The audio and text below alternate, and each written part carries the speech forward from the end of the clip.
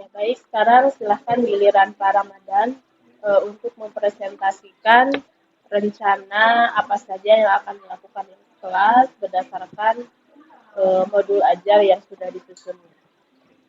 Assalamualaikum warahmatullahi wabarakatuh. Terima kasih atas kesempatannya, Ibu. Jadi di sini saya akan melakukan supervisi pada kelas 10-11 pada jam mata pelajaran saya dengan materinya yaitu pengalihan sungai. Untuk pertemuan kedua yaitu dengan tujuannya adalah dengan menggunakan metode discovery learning untuk saat ini. Terus di situ berharapnya bahwa anak-anak itu akan memahami konsep geografi secara spasial thinking. Gitu. Terus strategi yang akan saya siapkan juga, jadi akan menyiapkan siswa tersebut untuk berkelompok, juga melaksanakan berdiskusi pada kelompoknya, membahas satu bahasan dari struktur pola aliran sungai. Nah, dari itu saya juga menyediakan bahan teks bacaan untuk mereka, serta mereka pun jika sudah membaca maka mereka bisa untuk mencari sumber-sumber lainnya dari web pemerintahan ataupun web yang terpercaya hasil dari penelitian. Setelah itu mereka juga akan mempresentasikan namun tidak menggunakan PowerPoint. Mereka akan mempresentasikan hasil diskusi mereka di depan kelas, namun hanya kelompok-kelompok yang tertentu saja. Jadi tidak semuanya untuk memperhatikan waktu. Setelah itu barulah untuk mengukur siswa tersebut apakah mendalami materi tersebut atau tidak, dilakukan HKPD dengan siswa dapat menjawab lembar pertanyaan yang setelah disediakan, dan itu para siswa melakukannya dari HP dengan link quizzes Asesmennya. ya, asesmennya. Di situ bakal tertampil nilainya berapa yang didapat. Ya, ini saya tertarik. Kemarin kan pertanyaan pemantiknya Ya, belum ya? belum. Pertanyaan pemantiknya belum ada. Nah, sekarang nih setelah ketika Pak Ramadan mengembangkan discovery learning di kelas, sebetulnya ini sudah cocok nih pertanyaan pemantiknya. Jadi apa yang ingin dipahami oleh siswa berkaitan dengan siklus hidrologi ini dengan pertanyaan pemantik yang dilontarkan oleh Pak Ramadan. Misalnya ingin apa siswanya itu? Kalau saya mah ingin siswa itu bisa menerapkan mata pelajaran geografi dalam kehidupan sehari-harinya gitu ya. Dengan contoh misalkan bahwa siswa mau pergi berjalan kemana gitu. Nah, siswa dapat menerapkan ilmu yang dia dapat di sekolah dengan melihat keadaan awannya seperti ini. Awannya membentuk hujan atau tidak. Maka di daerah mana nih yang bakal hujan, nanti kita lewat mana. Ataukah kita tidak jadi pergi atau bagaimana. Seperti itu yang diharapkannya. Oh, sampai sejauh itu ya? Ya, Siswa bisa menganalisis ya? Iya. Kita kemudian misalnya kenapa air laut asin? Nah, yang diharapkan oleh siswa, penemuan apa yang diharapkan dari siswa? Jadi siswa itu berharap bahwa dari air laut asin itu siswa dapat menemukan hal yang baru seperti materi-materi yang tidak diajarkan di sekolah. Contohnya misalkan air laut itu kan bisa dijadikan sebagai sumber daya alam gitu. Sumber daya alam baik itu garam, baik itu untuk penghidupan air gitu kan. Nah, itu tuh bisa. Cuman untuk tahap sana perlu proses yang agak panjang gitu ya. Makanya di sini diterapkan area pengembangannya adalah siswa mampu untuk proses berpikirnya secara spasial thinking. Jadi untuk bagaimana sih dikaitkan dengan hal-hal lainnya. Yang ditemukan yaitu sekitar lautnya asin. Berarti kalau lautnya asin seperti ini, kemungkinan wilayah perikanan bisa nih, atau wilayah perundangan untuk tambak bagaimana nih, arahnya ke sana ini. Jadi bisa berjiwa entrepreneur juga ya. kalau misalnya siswa paham bahwa laut itu punya potensi dengan keasinannya itu gitu ya. Oke, kemudian sama dengan Ibu Ila dan Ibu Pipi, Pak Ramadan juga kan di sini mencantumkan tugas ya yang Ibu sarankan minggu lalu. Tugasnya kan di sini sudah dirubah tugas individu. Berarti sama kayak Ibu Ila buat rubrik penilaian ya ya untuk tugasnya, jadi dilampirkanlah nanti di RPP yang sudah atau di modul ajar yang sudah diperbaiki lagi ya. Maksudnya dilampirkan lagi rubriknya seperti apa. Ini kan ada tugas gitu. Sama kan tugas juga tagihan untuk asesmen gitu ya. Mungkin itu saja ya, cukup Pak Ramadan. Ya, makasih. Waalaikumsalam warahmatullahi wabarakatuh. Sehat? Oh, sungguh Allah. Oh yes. Kita masuk semua di sini. Dila sakit. Ada lagi? Dila sakit. Sakit apa? Aduh. Waduh. Kemarin masuk? Mau juga? Oh, udah seminggu. Sekarang kita bakal belajar mengenai siklus hidrologi. Babnya adalah dinamika hidrosfer terhadap dampaknya planet kehidupan masyarakat gitu ya. Nah, itu salah satunya ada siklus hidrologi, ada juga pola aliran sungai. Itu yang bakal kita bahas hari ini gitu ya. Berarti di sini diharapkannya nih ya, kalian tuh bisa menerapkan aplikasi mata pelajaran geografi dalam kehidupan gitu. Jadi kalau misalkan kalian mau liburan nih ke Ciwidey, ngelihat awannya gimana, mendung-mendung syahdu enggak, cukup untuk berpuitis atau enggak gitu kan. Jadi enak gitu. Nah, itu bisa diterapkan di kehidupan kalian sehingga kalian bisa mengurangi resiko yang bisa merugikan kalian. Gitu ya. Tuh, dari siklus, dari pola aliran sungai. Misalkan kalau kalian punya uang berlebih, amin ya rabbal alamin ya. Amin. Wah, kalian jadi pejabat semua gitu ya. Nah, jadi ketika kalian punya uang berlebih, kalian bisa menerapkan geografi itu, di wilayah mana sih yang bisa kalian beli, tapi panjang waktunya. Jadi ada yang rugi karena sengketa lahan, ada yang karena fenomena alam terkubur. Kan itu nggak bisa diapa-apakan lahannya ya. Maka rugi kalau untuk pebisnis mah ya. Nah, itu bisa diterapkan di kehidupan kalian. Kedepannya siapa tahu gitu kan.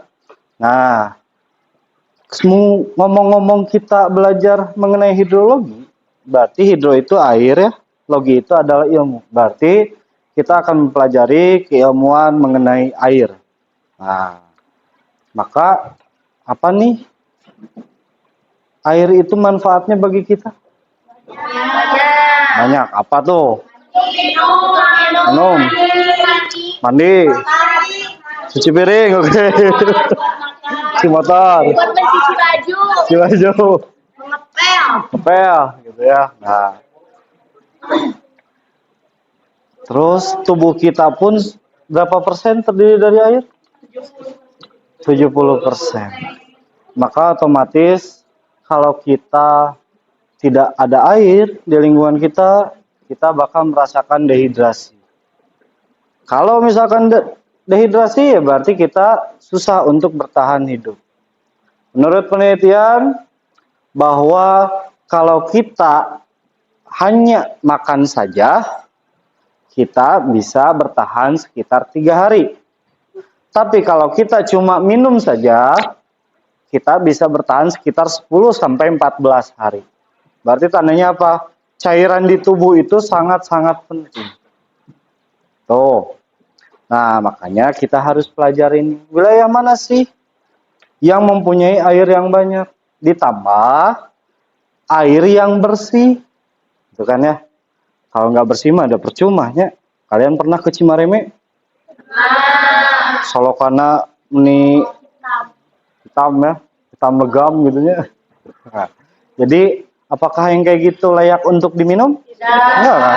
Nah, jadi maka dari itu kita akan mempelajari tentang air di sini, gitu ya. Nah, itu. Nah, sekarang tuh mengenai siklus hidrologi. Nah, kalau siklus hidrologi itu yang kayak gimana sih? Dari laut ke atas, jadi awan, gitu ya. Hujan, turun lagi, terserap, mengalir, jadi sungai. Gitu ya. Nah, siklus itu berarti berupa fase-fase yang terus berulang, gitu kan ya? Nah, terus berulang, terus. Itu terjadi, gitu. Oke, dari mana? Foto KTP, oh ya, siap. Nah,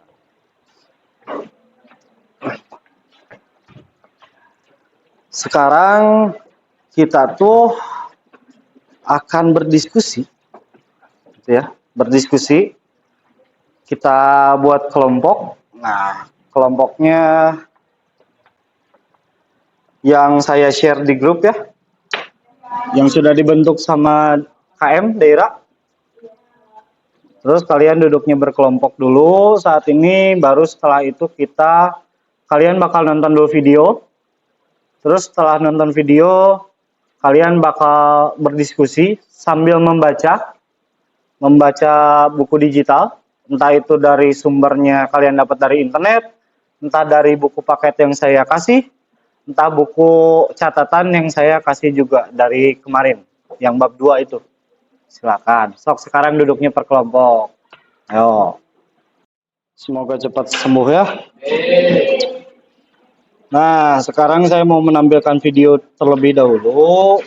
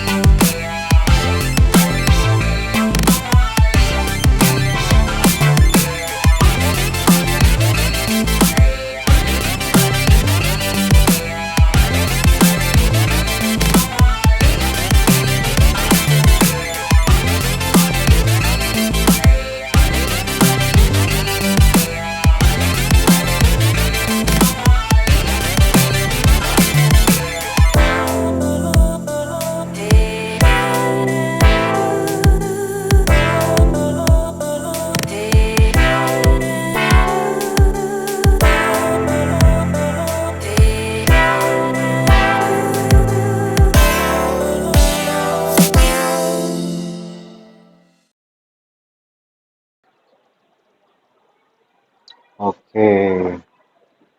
Nah, tadi itu adalah video yang memperlihatkan aliran sungai, gitu ya. Dia memotong daratan sehingga membentuk sungai yang baru. Sehingga tadi kan ngelihat ada rumah-rumahnya kecil, sampai dia terkena erosi dan longsor, jatuh ke sungai. Itu biasanya menjadi fenomena longsor, menjadi fenomena banjir, gitu ya. Itu yang terjadi. Semakin lama, maka semakin adanya erosi. Berbeda sama yang ada batuan. Yang batuan ada kan? Nah, yang batuan dia tidak terkena erosi. Kenapa? Karena batuan itu susah untuk dilakukan erosi atau pemisahan atau pelapukan. Sedangkan tanah gampang sekali. Maka kalau sama yang tanah, itu dia akan tererosi terus sehingga membentuk pola aliran yang baru.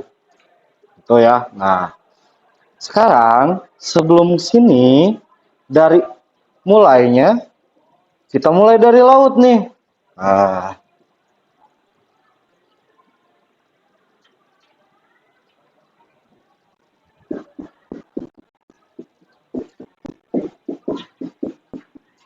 Ya. Pertama, dimulai dari laut yang melakukan penguapan.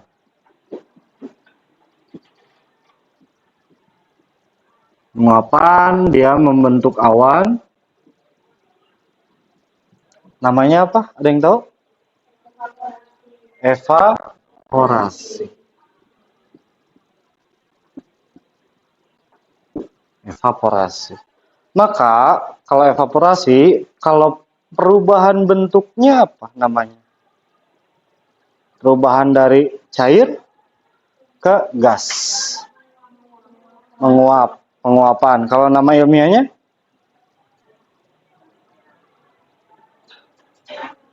Ada yang tahu nggak?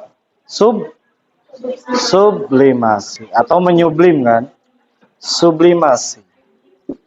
Maka namanya adalah sublimasi. Ini adalah jenisnya. Ini adalah prosesnya.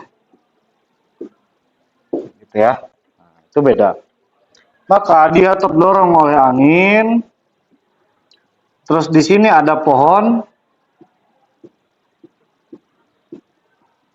Dia akan menguap.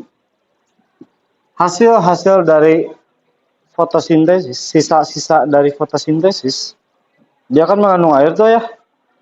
Akan menguap juga. Cuma namanya beda. Namanya dia apa? Ada yang tahu?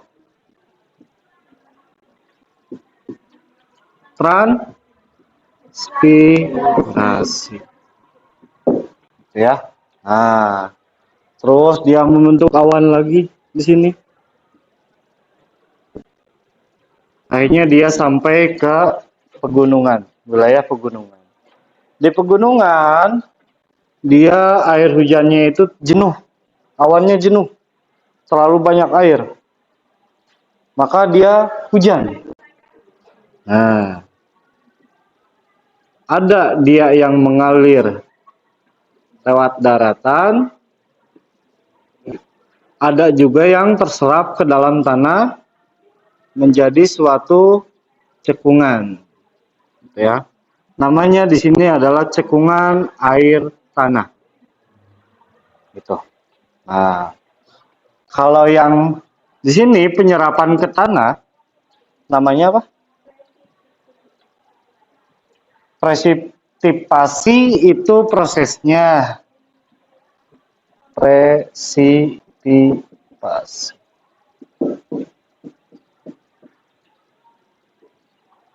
Kalau namanya apa?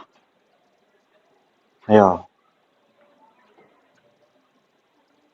Penyerapan air hujan ke dalam tanah. Kan kalau misalkan kayak kalian punya air kotor tuh, terus kalian pasti saring kan? Nah, infiltrasi. Penyerapan itu namanya infiltrasi. Ya. Maka kalau yang aliran hujannya di atas permukaan namanya runoff.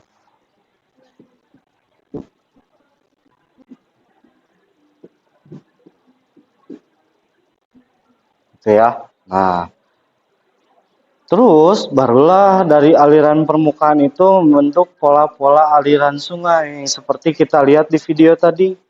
Akibat adanya gaya dari gesekan antar air dengan tanah mengakibatkan adanya erosi, pembentukan sungai, gitu ya. Secara umum, pola aliran sungai itu ada banyak nih. Nah,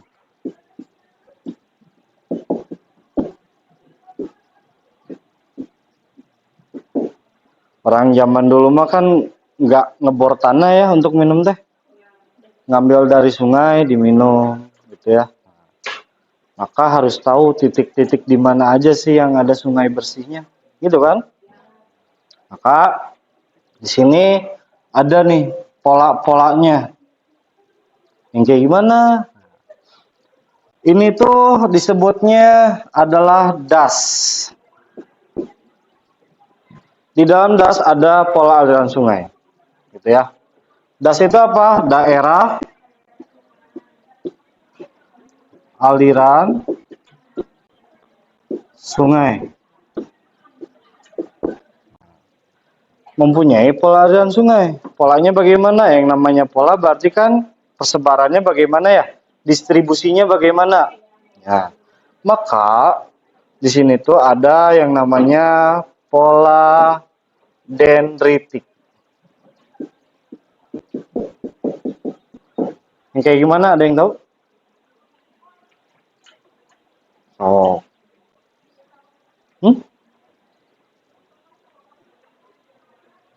Apakah dia berbentuk seperti kipas?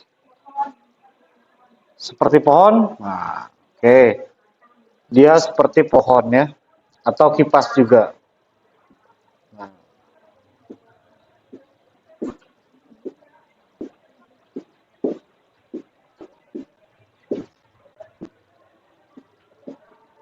Maka ini adalah dendritik.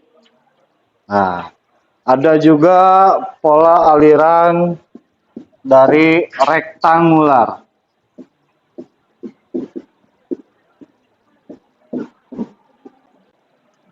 Kalau rektangular, dia enggak melengkung-lengkung seperti ini.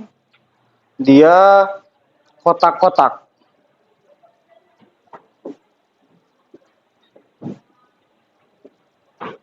Gitu. Kenapa? Karena kalau yang di sini dia jenisnya adalah tanah. Kalau yang rektangular, dia berhadapannya bukan dengan tanah tapi batu. Seperti yang kita lihat di video ya, batu tidak sama sekali tidak tererosi. Maka bentuknya adalah kotak-kotak.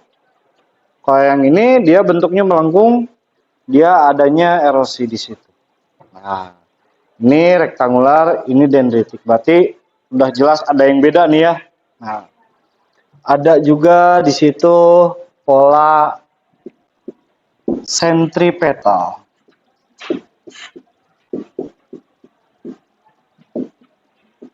Nah, pola sentripetal ini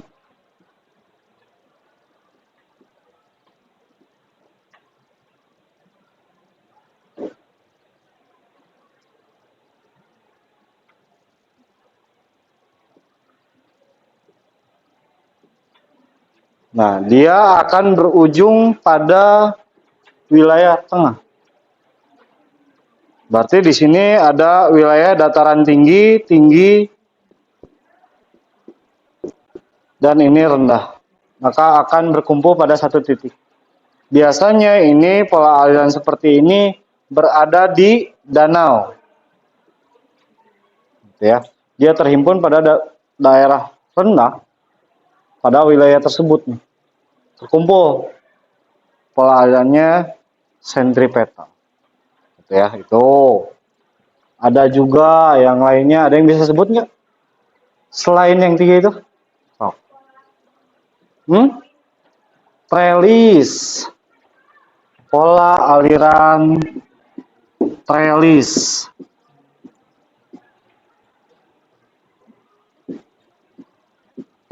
Yang kayak gimana trelis? Kayak berjenjang ya.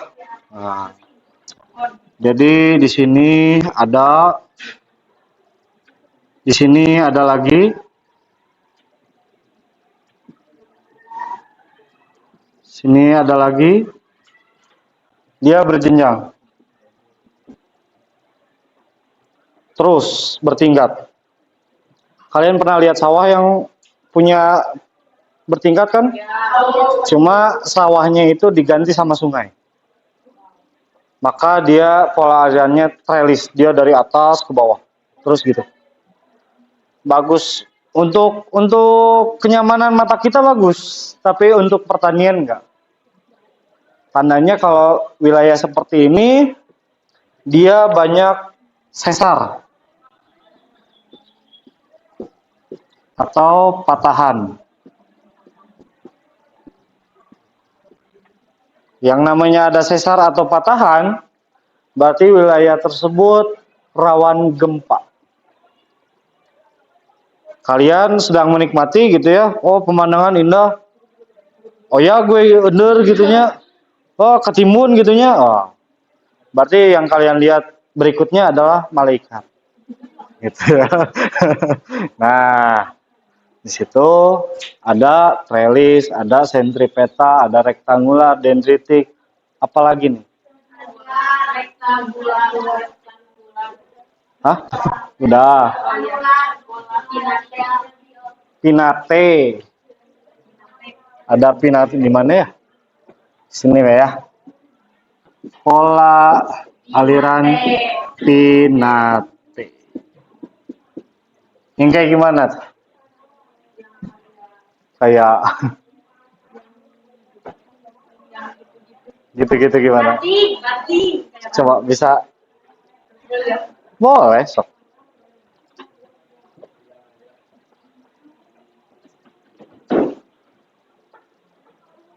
Oh.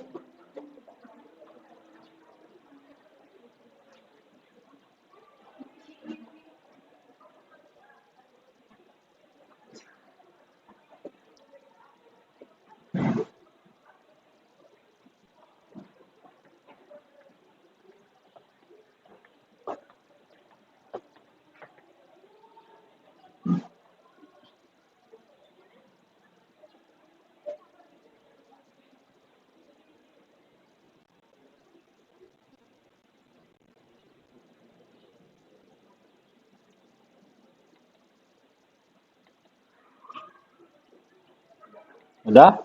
Yes. Simpan aja di meja dulu.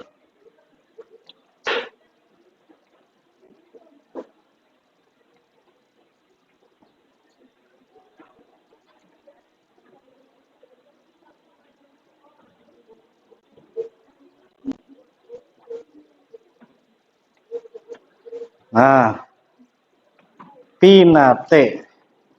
Maka dia bentuknya seperti itu ya. Ada. Kenapa bisa seperti itu? Ya, karena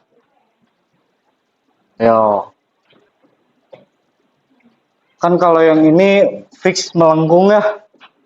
Kalau yang ini agak lurus ya. Maka wilayahnya di sini tuh cenderung curam. Maka dari atas langsung dia lurus. Tidak berkelok dulu. Kalau tadi kan datar tuh, berkelok dulu ya. Kalau daerah alirannya deras kan berarti curam ya. Sejatinya air itu dia akan bergerak dari wilayah yang tinggi ke rendah. Maka semakin miring, semakin cepat air tersebut bergerak. Kalau semakin cepat berarti daya dorongnya, daya erosinya semakin cepat atau semakin tinggi gitu ya. Berarti potensial untuk menjadi lurus. Maka ini wilayah yang curam. Kalau wilayah yang curam berarti kalau diterapkan di kehidupan kalian kan nggak bisa kalian bangun di sana. Bangun rumah, bangun wisata gitu ya. Kecuali apa yang permainan yang naik cur gitu. Ah, flying fox gitu ya. Nah, ada lagi. Oh, yang terakhir apa pola alirannya? Radial. Pola aliran radial. Yang kayak gimana radial tuh? Gimana? Wing wing wing. Apakah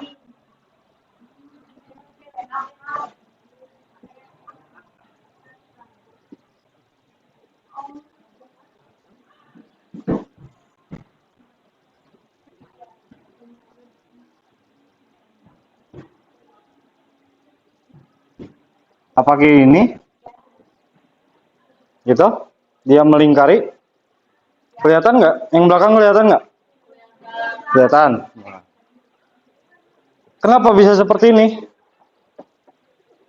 Ayo. Ada yang tahu nggak?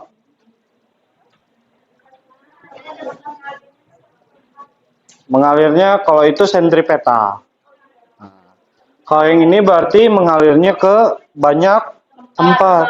Maka wilayah tersebut, wilayah sini dia tinggi, berarti tandanya dia mata air. mata air dia disebarkan. Kalau di sini wilayahnya banyak mata air, berarti wilayah tengah sini mempunyai wilayah yang paling tinggi. Maka wilayah tersebut adalah puncak gunung. Tuh kan? Nah, kalau kalian misalkan disediain, nih, Bu, Pak, lahannya, sertifikatnya di sini, ada sungainya. Kalian lihat kayak gini, nah di tengah gunung, nah di lubung gunung, gitu kan? Kan bahaya, gitu ya. Tuh, nah ini yang bakal kita bahas. Kita bahas, kita diskusikan, gitu ya. Kenapa bisa terbentuk pola aliran sungai, dendritik, pinate, radial, rektangular, sentripetal, dengan cara kita atau contoh kita lihat di tadi video. Ada meandernya gitu ya, ada erosinya, makanya bisa seperti itu. Nah,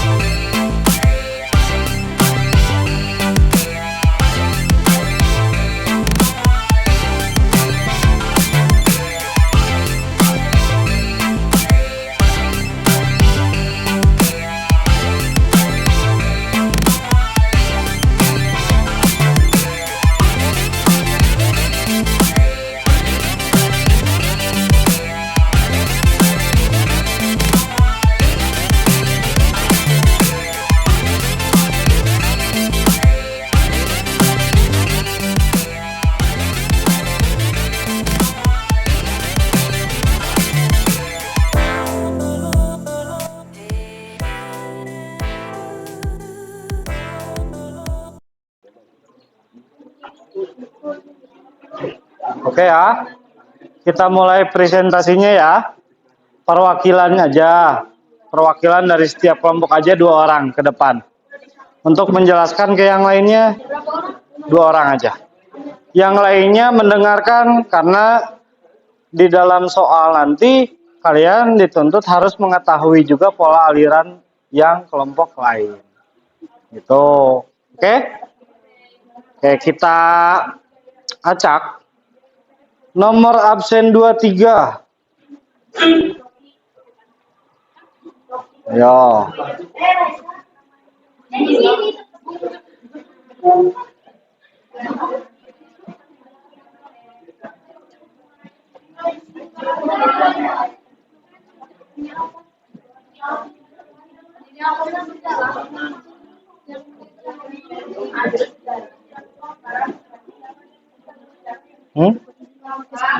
Nggak apa-apa.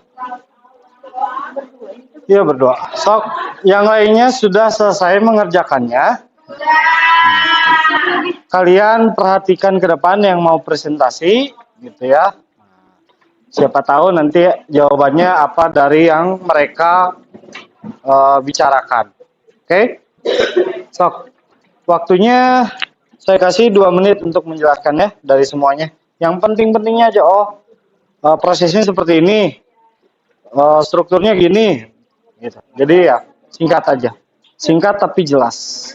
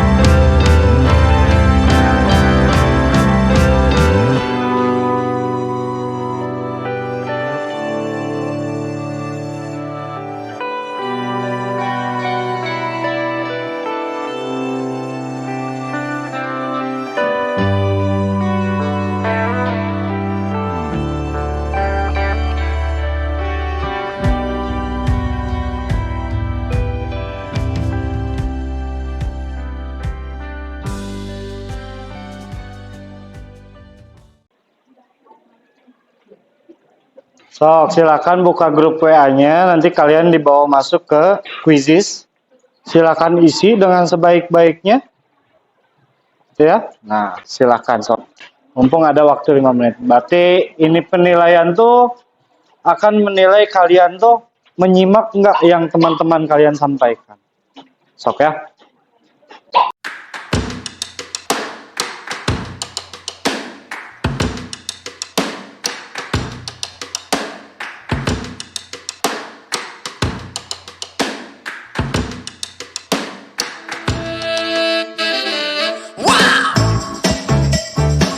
Come on, groove along.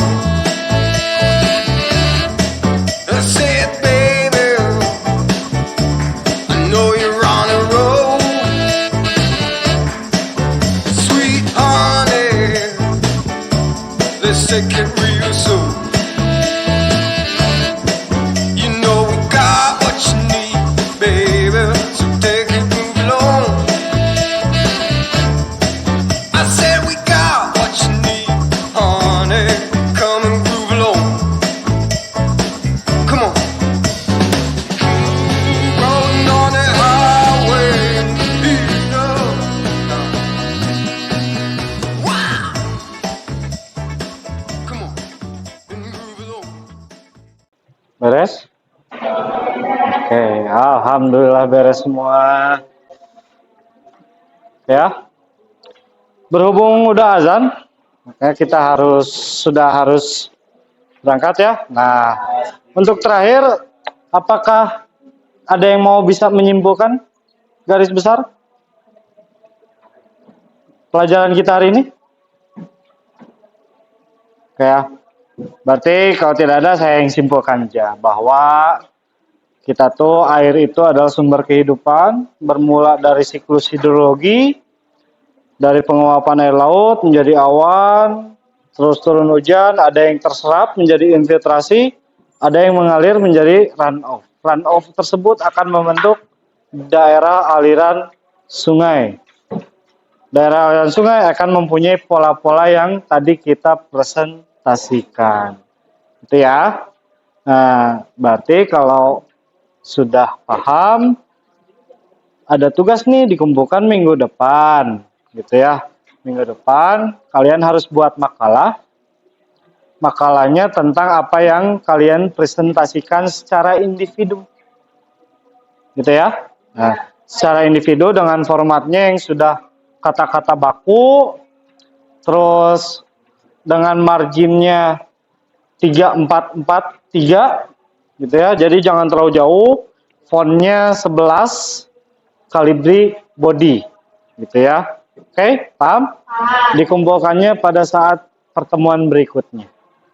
Oke, kalau begitu saya akhiri mata pelajaran geografi hari ini. Semoga ilmunya bermanfaat. Wassalamualaikum warahmatullahi wabarakatuh. Bismillahirrahmanirrahim. Assalamualaikum warahmatullahi wabarakatuh. Ya, alhamdulillah. Sebetulnya inginnya minggu-minggu kemarin ya. Tapi minggu kemarin karena kesibukan dan lain-lain, ternyata kita ditakdirkan itu baru hari ini bisa melakukan diskusi tentang pasca observasi supervisi, gitu ya. Sebelumnya saya mohon maaf sebelum saya mendiskusikan, jangan mengira kalau saya itu penilai, gitu ya.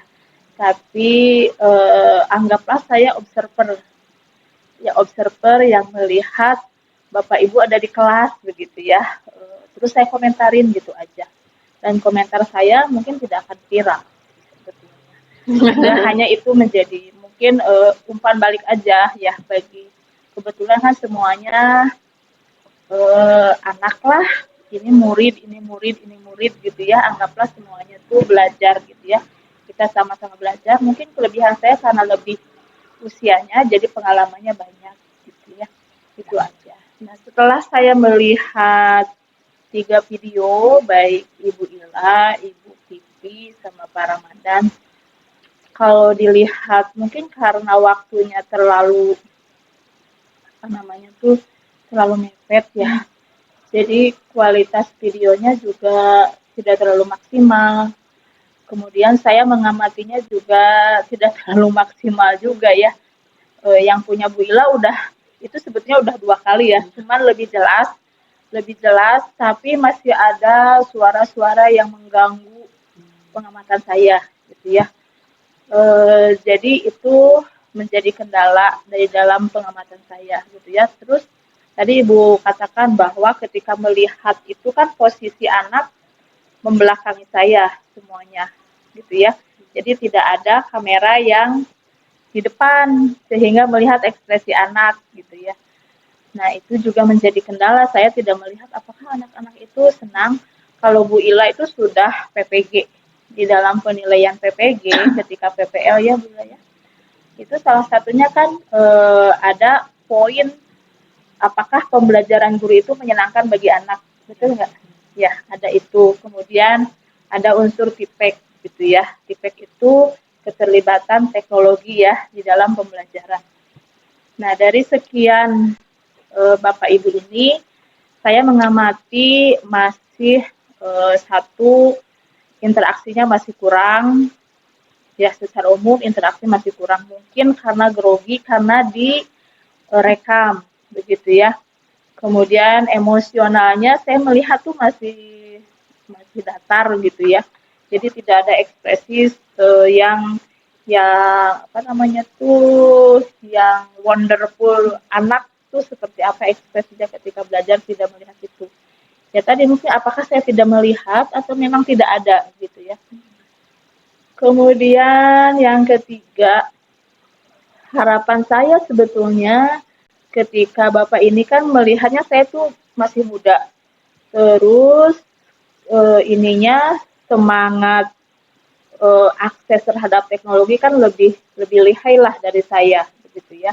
Nah, tapi ternyata masih saya tipeknya masih kurang gitu. Saya melihat tuh masih kurang ya. Mungkin Bu Ila sama Pak Ramadan tuh sudah ada tipeknya yang terlihat tapi masih belum maksimal gitu ya. Itu harus ditingkatkan lagi. Bu Pipi saya tuh asalnya mengekspektasikan kalau apa sih namanya tuh apa sih ya, mengangkat tema tentang kecemasan. Saya tuh tadinya ekspektasinya Bu Pipi akan menampilkan ekspresi cemas itu seperti apa, begitu ya di video misalnya, atau menampilkan gambar-gambar gitu ya dalam PowerPoint seperti apa ekspresi cemas gitu. Ternyata tidak ada begitu ya. Nah, itu jadi banyak hal yang mungkin perlu kedepannya diperbaiki lagi gitu ya.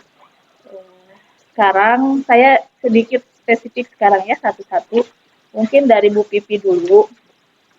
Bu Pipi kan kalau di BK itu apa namanya anak-anak itu pasti yang ingin dilibatkan itu semua anak gitu ya. Dan saya ternyata tidak melihat apa namanya tuh keterlibatan atau partisipasi anak di dalam pas Bu Pipi di kelas itu gitu ya. Jadi interaksinya tuh masih minim sekali gitu ya. Kemudian kan tadi saya katakan TIPEK-nya itu kan atau keterlibatan teknologi di dalam pembelajaran Bu Pipi itu sebetulnya bisa lebih maksimal karena itu kan mungkin banyak contoh-contoh keseharian yang cemasnya biasa, yang cemasnya sedang, yang cemasnya berlebihan sampai akan mengarah pada kematian misalnya ya. Yang seperti apa sih begitu ya. Nah, itu tidak diperlihatkan ke anak gitu ya sehingga mungkin respon anak itu ketika melihat Bu Pipi menyampaikan materi tentang kecemasan itu tidak nampak begitu ya. Padahal itu kan katanya tingkat kecemasan anak SMA kan tinggi gitu ya. Nah, itu yang masih belum terlihat gitu ya di dalam. Mungkin kedepannya saya berharap ya harus ditingkatkan gitu ya. Apalagi kan anak-anak muda ini akses terhadap teknologinya lebih tinggi dan skillnya lebih besar, lebih kompeten lah daripada saya yang sudah berumur begitu ya. Kedepannya mungkin keterlibatan teknologinya harus lebih ditingkatkan. Kemudian saya melihat jadi ketika ketika Bu Pipi tidak melibatkan teknologi di dalam pembelajaran di kelas itu, jadi saya tidak melihat ada aktivitas anak yang sangat berarti ketika dia merespon tentang kecemasan itu gitu. Padahal mungkin kecemasan itu materinya sangat penting dan itu dirasakan oleh siswa gitu ya. Nah, Bu Pipi kan memberikan asesmen.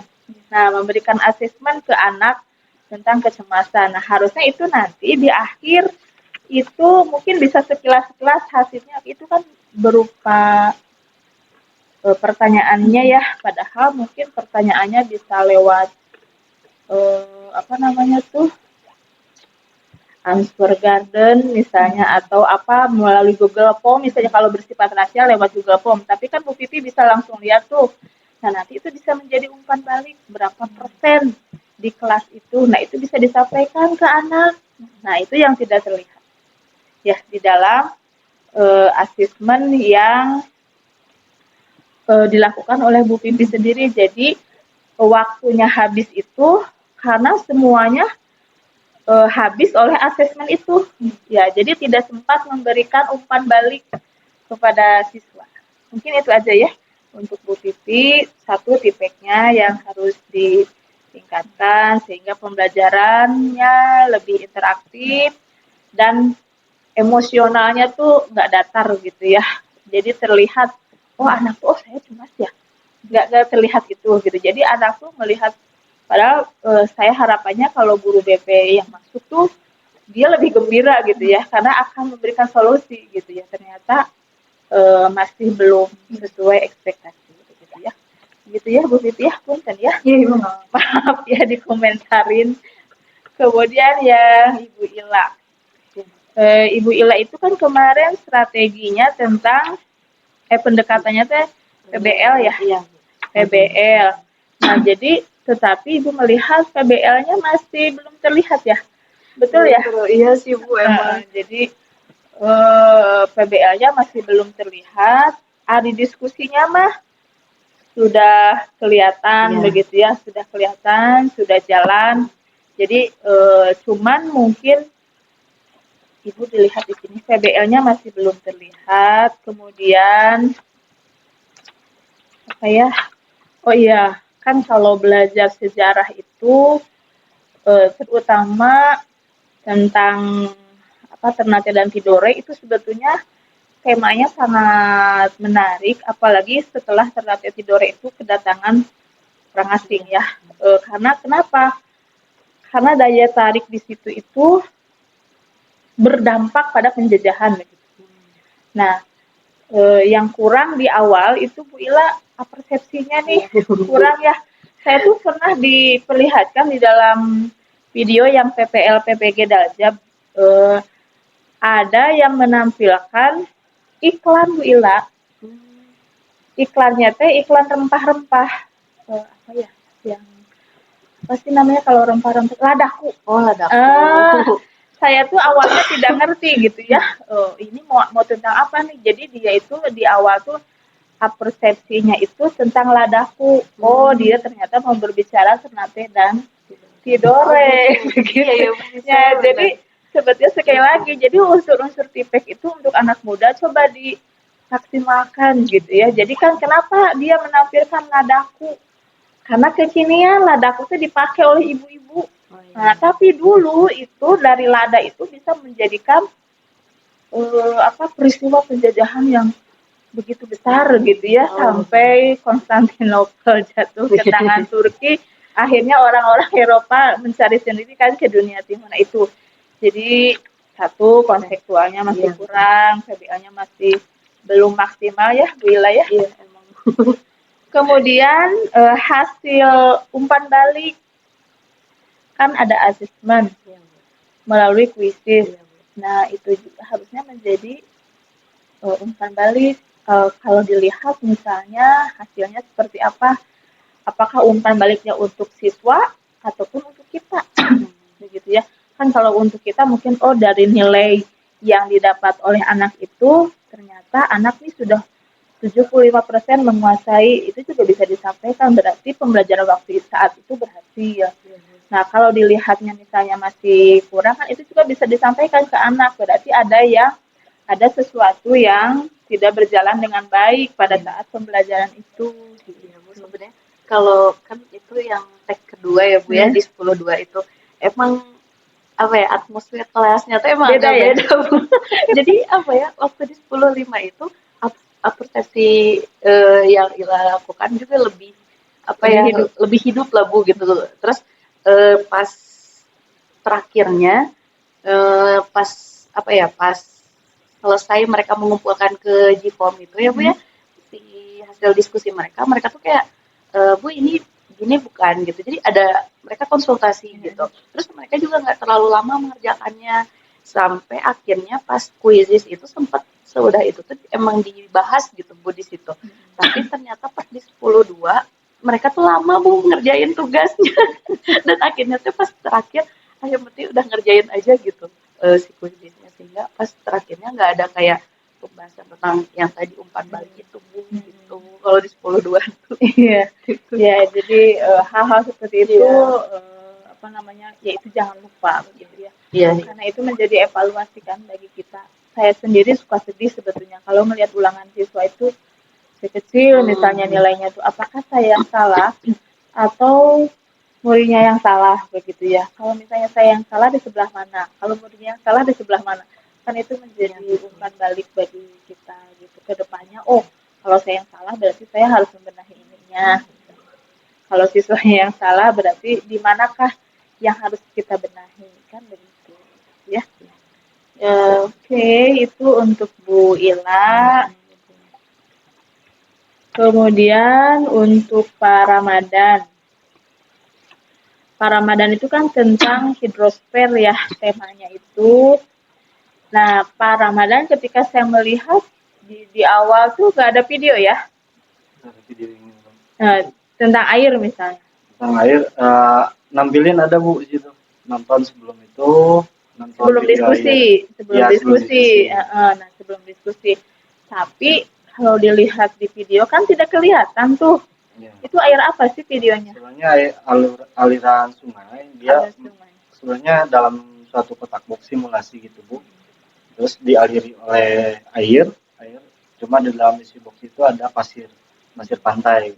Jadi ketika aliran air itu mengalir dengan sungai yang berkelok-kelok ceritanya gitu kan, maka aliran itu akan membuat abrasi dari pinggir-pinggiran sungai yang asalnya belok-belok menjadi menembus jadi lurus gitu. Sehingga di sana akan terjadi dampaknya kemana. Iya, jadi Ibu harap sebetulnya kalau untuk semuanya ya, baik Bu Ramadan, Bu Pipi, Bu Ila, yang harus menarik itu justru di awal dulu. Tadi Ibu katakan di persepsi misalnya menampilkan hal-hal yang anak alami seperti melihat ladaku gitu ya, atau misalnya Bu Pipi melihat anak yang cemas berlebihan itu seperti apa gitu ya, atau Pak Ramadan misalnya boleh aja sih menampilkan sungai di Indonesia dengan sungai di luar negeri bandingannya seperti apa gitu ya, kan yang kita akan sampaikan tentang air kan, tentang sungai misalnya begitu ya, adakah bedanya sungai di Indonesia dengan nanti kan ujung-ujungnya belajar kontekstual, berarti kita nih sense of belonging terhadap sungai kita itu sangat kurang gitu ya, terutama untuk memelihara ekosistem di dalam sungai misalnya gitu. Jadi di awal itu coba tampilkan hal-hal yang bisa siswa itu melupakan pembelajaran sebelumnya dan tertarik dengan yang apa yang kita sampaikan di hari itu. Ya. Kemudian saya melihat Pak Ramadan juga ada humor-humor, tapi ekspresinya tuh masih datar gitu loh. Jadi humor tapi tidak ekspresif gitu ya. Nah itu yang belum mungkin humornya kurang ini, atau Pak Ramadannya yang harus kalau ada humor ya Pak Ramadan juga ekspresif gitu ya. Jadi terlihat nggak tahu, saya nggak ngelihat dari depan kan siswanya ya, cuma dilihat dari belakang tidak ada siswa yang gimana gitu ya ketika Pak Ramadan itu humor gitu. Padahal itu menurut saya menarik humornya mah, cuman mungkin karena ekspresinya datar terlihat tidak seperti humor begitu ya. Padahal itu bisa menarik motivasi siswa untuk lebih tahu banyak tentang air. Kenapa? Karena air itu kan yang utama di dalam kehidupan ini begitu. Kita lanjutkan terus eh, pada saat Bu Ila, Ibu melihat ketika anak-anak itu presentasi bawa HP ya Bu Ila ya, bawa HP atau bawa buku ya? Bawa HP ya. Kalau Pak Ramadan bawa buku ya. Nah, kalau Bu Ila itu kan langsung anak itu dikomentarin ya bahwa sebaiknya kalau presentasi itu tidak melihat HP, tidak melihat buku. Nah, Pak Ramadan tidak ya, tidak dikomentarin. Nah, itu sebetulnya bagus kalau kita komentarin. Kenapa? Karena anak itu kan namanya juga presentasi ya. Presentasi itu biasakan anak percaya diri seadanya aja, sepengetahuan dia gitu. Kalau bisa mah, jadi sebelumnya ada aturan main nih kalau presentasi. Misalnya gak usah bawa, nanti ketika diskusi di awal, ketika mereka dibagi kelompok ya Pak Ramadan, nanti kalau pas presentasi boleh 2 orang atau 3 orang, tapi tidak bawa HP, tidak bawa buku misalnya. Jadi anak tuh sudah prepare bahwa yang akan ke depan si ini, dan mereka tidak akan bawa buku. Jadi sudah ada aturan main yang diberlakukan ketika mereka ke depan. Karena saya juga yakin mereka tuh sebetulnya bisa. Cuman tadi Bu Pipi itu yang harus dibenahi, krisis percaya diri anak. Anak tuh mampu, cuman dia karena sudah terbiasa tergantung pada yang namanya artificial intelligence ini, jadi mereka tuh gak percaya kalau dia cerdas gitu. Padahal dia masuk SMA itu kan udah kategori cerdas kan sebetulnya ya, kecuali yang inklusi kecerdasan gitu. Tapi kan secara umum mereka sudah kategorinya cerdas, tapi mereka tidak percaya, masih percaya pada kecerdasan buatan. Nah, itu yang harus dibenahi. Mengenai kesimpulan. Nah, kesimpulannya tadi mungkin ya ternyata udah Jumatan, jadi kita nggak tahu kalau waktu itu udah Jumatan. Jadi kesimpulannya akhirnya disimpulkan oleh gurunya begitu ya kan. Kalau di kelas Bu Ila, siswa ya yang menyimpulkan begitu. Jadi kita jangan kan yang belajar tuh siswanya, jadi dia harus bisa menyimpulkan apa yang sudah dia pelajari. Ingat bahwa kalau yang namanya belajar tuh A dari A jadi A aksen begitu ya, B jadi B aksen gitu. Jadi harus ada perubahan. Nah, indikatornya dilihat dari kesimpulan anak. Nah, yang menyimpulkan tuh jangan satu orang juga, jadi beberapa. Kan misalnya topiknya nih ada berapa, subtopiknya ada berapa, atau subtemanya ada berapa. Jadi bisa beberapa anak menyimpulkan pembelajaran hari itu. Kalau misalnya tidak ada, berarti kan itu menjadi umpan balik bagi kita. Anaknya paham atau tidak gitu ya. Mungkin itu saja ya. Mungkin itu saja yang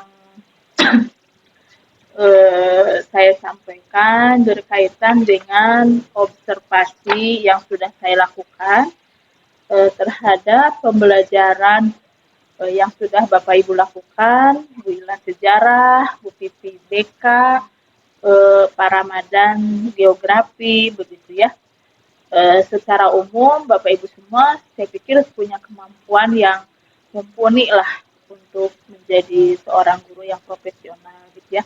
Tapi ke depan saya harap meningkatkan kebisaannya itu sehingga pembelajaran di kelas ada perubahan sehingga menampilkan pembelajaran yang lebih lebih baik begitu ya, lebih dapat diterima oleh siswa dan lebih berdampak pada kehidupan siswa. Terutama tadi misalnya kalau pembelajaran sejarah dan geografi itu saya harap tuh secara kontekstual itu bisa dimaksimalkan gitu ya, karena apalagi sejarah itu kan peristiwanya sudah lalu gitu ya. Nah, yang harus dipahami dan dimaknai oleh siswa saat ini apa? Berarti kan secara kontekstual itu yang harus bisa menjadi jembatan bahwa pembelajaran masa lalu ini akan berdampak nih pada saat ini. Atau kalau dia lakukan hari ini buang sampah sembarangan di sungai, akan berdampak pada generasi berikutnya. Kan gitu ya. Itu yang harus ditanamkan kepada siswa. Begitu ya. Begitu pula dengan BP atau BK ketika si anak-anak itu tidak bisa mengendalikan kecemasan, berarti kan ada sesuatu yang salah tuh pada anak misalnya. Dia kan nanti juga akan berdampak tuh, dia akan punya anak, akan punya suami, akan punya istri gitu ya. Akan berdampak misalnya di dalam mengelola emosinya begitu ya. Mungkin itu saja ya yang saya sampaikan hari ini. Mudah-mudahan apa sih namanya, apa yang saya sampaikan itu bermanfaat gitu ya. Jangan, tadi sekali lagi, jangan dianggap bahwa saya itu lebih baik, lebih bagus, tapi itu anggap saja komentar penonton terhadap pemain bola begitu. Kan kalau yang memberi komentar mas so jago gitu ya. Tapi anggap saja seperti itu begitu ya. Mohon maaf kalau misalnya komentar saya kurang berkenan. Mudah-mudahan semuanya bisa mengambil sisi positifnya begitu ya. Demikian, mohon maaf jika ada kekurangan. Bila hidayah. Wassalamualaikum warahmatullahi wabarakatuh.